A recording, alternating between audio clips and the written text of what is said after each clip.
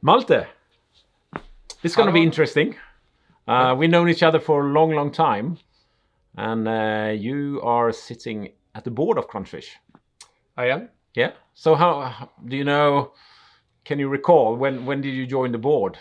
If I were to guess, I haven't looked it up in 5 years ago? but I think it's 4 or 5 years, 4 years, Yeah. I would probably say. Yeah. Well, we did work together for a while before that. Oh, yeah. So, Yeah. but I something in that order. Yeah, 5 years. Yeah. And it's if you look back and you look at where we are today, what is your feeling? Where is this heading? I think it's interesting because some things are obviously, a completely different company, but some things are quite similar. I think there's always been an atmosphere. There's always been a drive of what we want to achieve as a company, and I think that's still there in very much the same spirit. But the business plan looks different. Our prospects are different, and a lot of the people or some of the people at least are different. So it's a little bit tricky to say. I think there are things that are still there, but it is obviously a different situation. Yeah. Well, obviously that we turn more to mobile payments now. How do you feel about that, sort of? Because that's, when we started, both of us really, it was all about gesture control. And all of a sudden now it's about mobile payments, which is sort of, in some sense, a 180-degree shift here. Even though we still keep our gesture control because we believe in it. Someday. I actually remember the first meeting we had, I think, when we met on particularly Crunchfish and what we do, I say now. And it was a meeting where our previous CEO, Joachim Samuelsson, was also part of. Yeah. And I remember the gist of having a very strong novel technology and a clear idea on the use cases that technology will be used for. The drive and vision for that process is one example of what I think is similar today. We still have a very clear and novel technology, but the use cases that we apply and envision the technology to be used for are very different. Yeah. I think we're working in a field right now which is happening. It's not something that might happen, which was the case for a long time with touchless and gesture control. We had some use cases that were happening, but the vast potential that we saw and that we've all been working for has taken longer than we might have originally planned for. Yeah.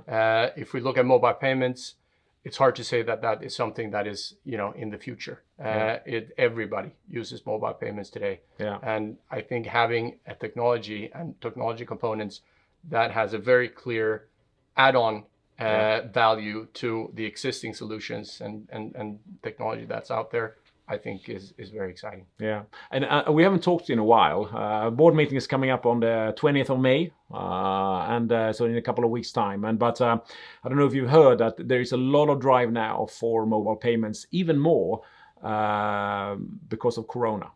People do not want to touch card terminals. In India, where they have mostly cash, they don't want to touch cash. So what to do? Well, that is to basically interact with your own phone. So Swish sees a lot of growth right now. A lot of people, a lot of merchants, because of their customers, are requesting that they need to integrate Swish solutions. That is happening. And likewise in India. I think it's going to be, they came with one drive when they put the pricing.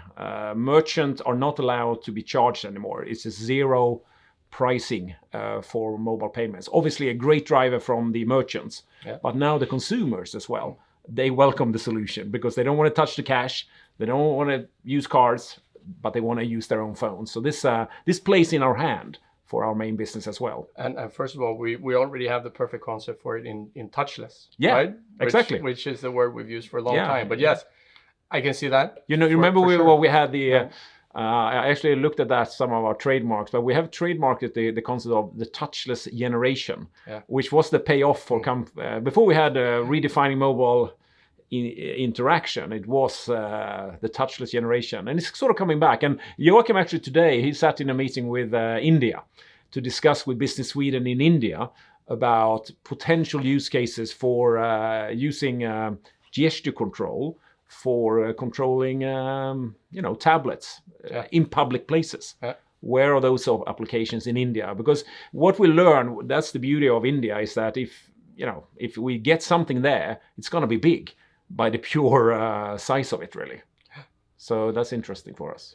It is indeed, and it's quite fascinating how certain pieces like this can come together and Sure. and interact and actually bring value together. I think if I reflect on something which I think is a common theme over the years that I've been with Crunchfish and the company, it is that we've had more opportunities and more potential than we might have had bandwidth to take care of. We've constantly had to battle the challenge of prioritizing and what do we do, where do we, and we've talked about use cases. When we started talking about proximity, we had a lot of areas, I'd say 5 or 6 larger use case areas, including social interaction and dating apps and things like that, along with payments.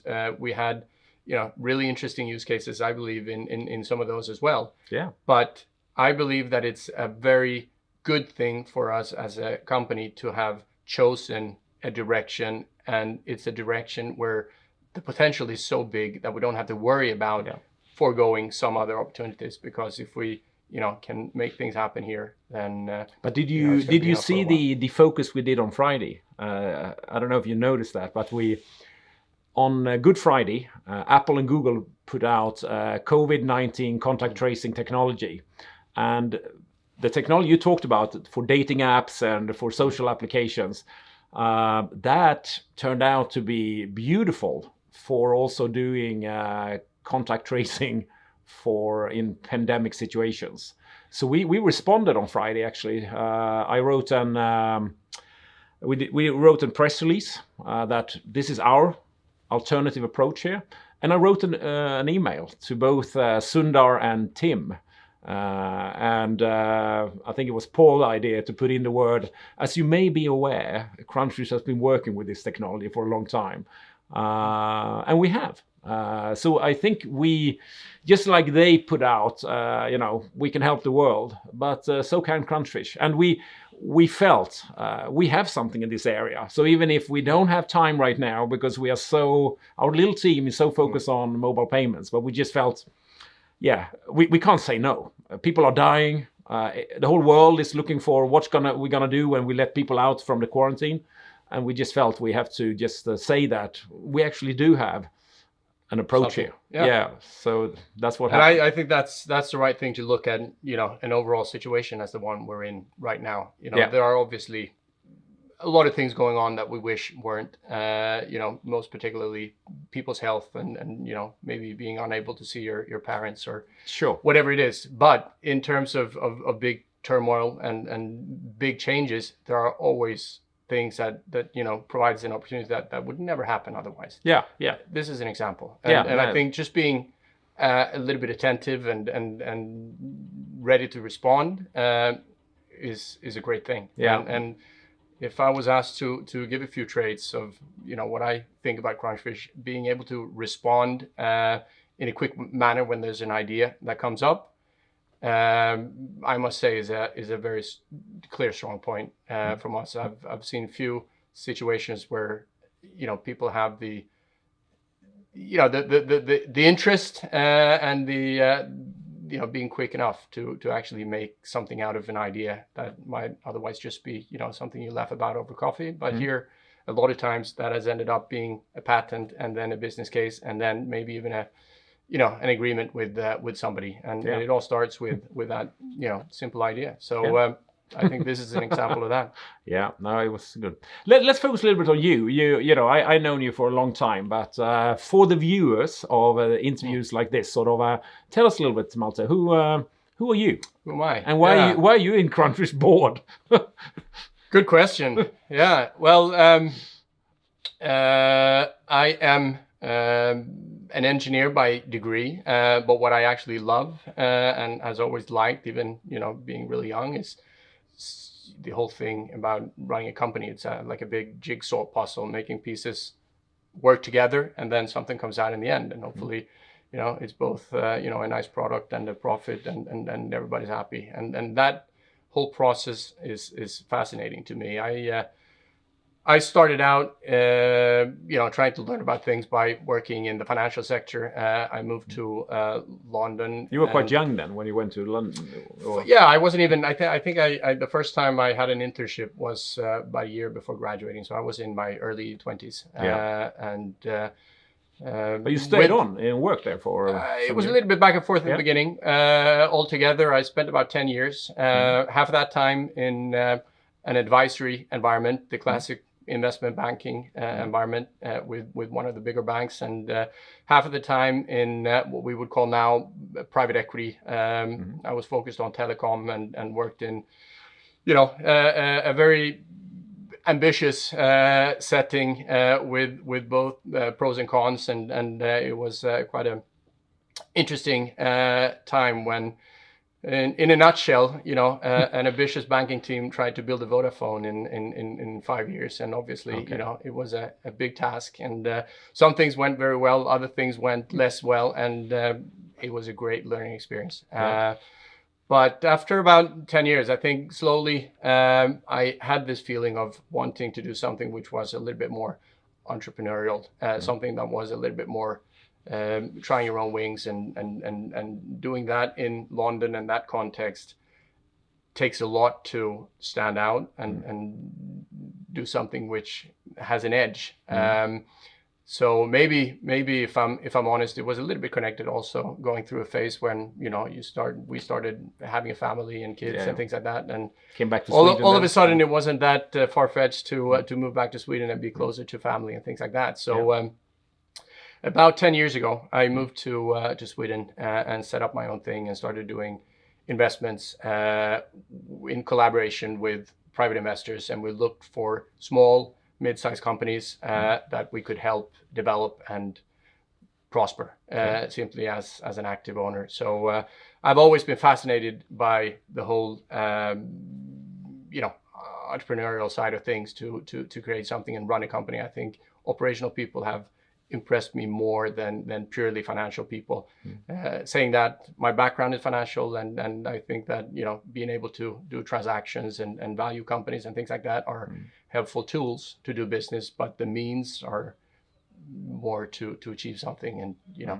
And I do think that you work with me where during you were supporting some financing rounds in Biomain, my previous company I was in that was back.